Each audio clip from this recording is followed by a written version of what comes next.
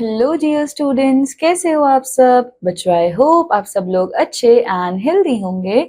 So welcome back to your science classes. In today's class we are going to start with a new topic that is pushes and pulls. So बच्चों, position क्या होती है? Position location होती है किसी भी object की।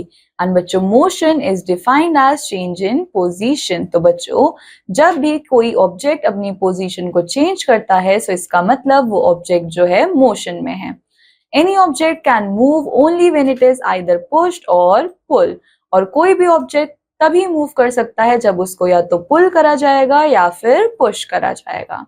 Now बच्चों, do you know when you push the ball it rolls forward and stops after a short distance? So जब आप किसी बॉल को पुश करते हो तो वो रोल करना स्टार्ट करती है एंड देन उसके बाद वो रुक जाती है थोड़ा डिस्टेंस ट्रैवल करने के बाद। ना बच्चों, here we have some examples of push और pull। जैसे कि यहाँ पे ये बच्चा क्या कर रहा है, डोर को पुल कर रहा है और पुश कर रहा है। यहाँ पे बॉय फुटबॉल को पुश और पुल कर रहा है। So, बच्चों, ये सारे एग्जाम्पल्स है पुश और पुल के। देन बच्चों, what is a force? Force is something which pulls और पुशेस एन ऑब्जेक्ट। तो बच्चों, फोर्स क्या होती है? फोर्स की वजह से ही हम किसी ऑब्जेक्ट को पुश या फिर पुल कर सकते हैं। So we use forces to do a lot of work in our daily life। और हम फोर्स को यूज करके अपनी लाइफ के बहुत सारे काम जो है करते हैं।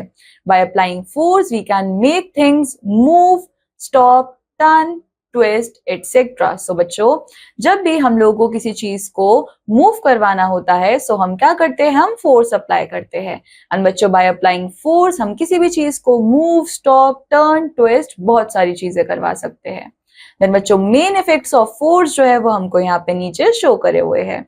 A force can change the shape and size of N object. तो बच्चों, फोर्स जो है वो किसी भी सब्सटेंस का शेप और साइज को चेंज कर सकता है। फोर्स बच्चों चेंज कर सकता है स्पीड को किसी भी मूविंग ऑब्जेक्ट के। देन फोर्स जो है वो एक मूविंग ऑब्जेक्ट को रोक भी सकता है।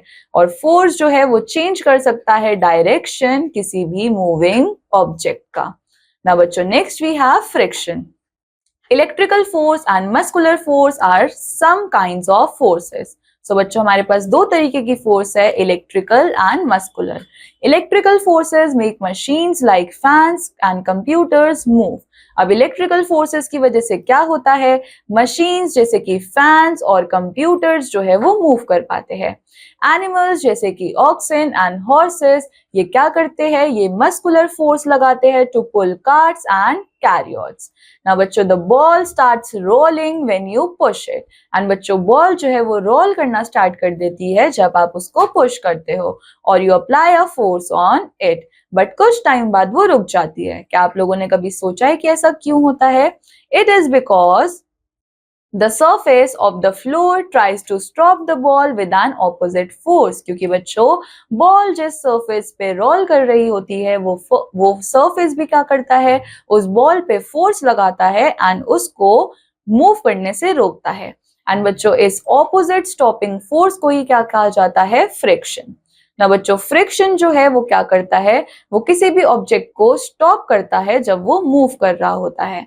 So there is more friction. ज्यादा फ्रिक्शन कहाँ पे होता है, रफ सरफेस पे, then on a smooth surface. ना बच्चों, यहाँ पे आप लोगों के लिए एक एक्टिविटी है जो कि आप सब लोगों को परफॉर्म करनी है। ना बच्चों, think why. Because the surface of carpet is rough then that of marble floor.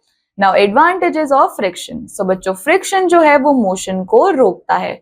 So can you walk on a slippery surface, say on ice और फ्लोर स्मियर्ड विद ऑयल और टैल्कम पाउडर? नो, हम लोग गिर जाएंगे अगर हम slippery surface पे चलने की कोशिश करेंगे। बट ऐसा क्यों होता है?